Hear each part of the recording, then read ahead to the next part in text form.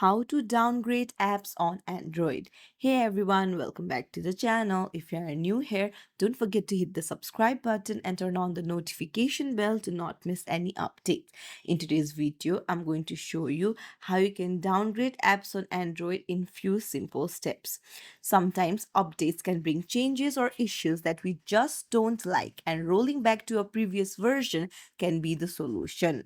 So for that, you'll need to go to the device's settings and then you'll need to go to apps.